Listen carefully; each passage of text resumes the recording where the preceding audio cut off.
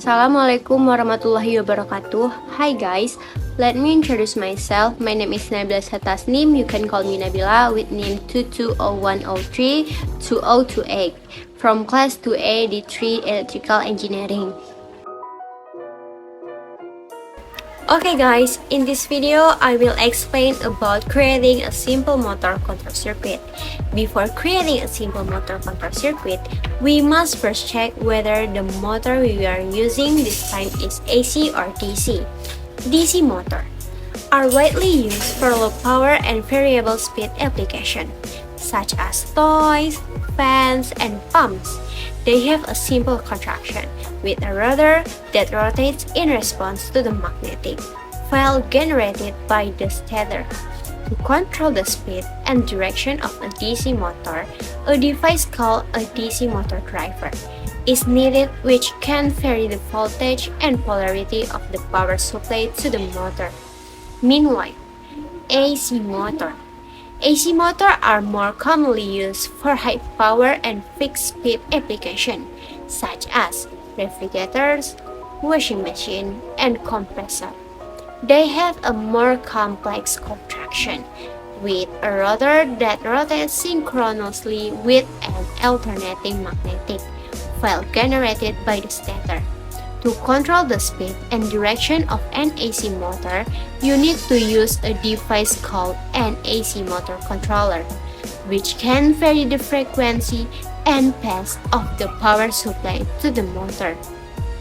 A common type of AC motor controller is a variable frequency drive VFD, which consists of three stages: rectifier, inverter, and filter.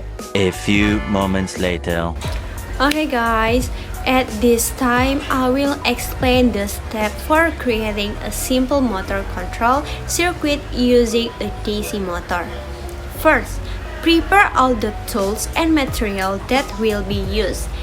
First, potentiometer or variable resistor 100K, DC motor for 12 volt, MOSFET type IRFZ44N, step-down transformer 12 volt with rectifier for 12 volt DC power supply, and connect the cables.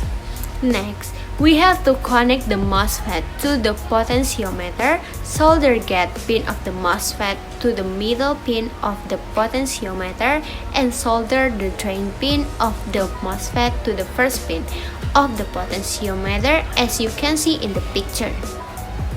After that, we have to connect the power supply input cable to the circuit. Note, we must provide input power supply up to 15 DC. Soldering wire, power supply input the third pin of the potentiometer, and solder the plus V input power supply cable to the first pin of the potentiometer or MOSFET drain pin as shown in the picture.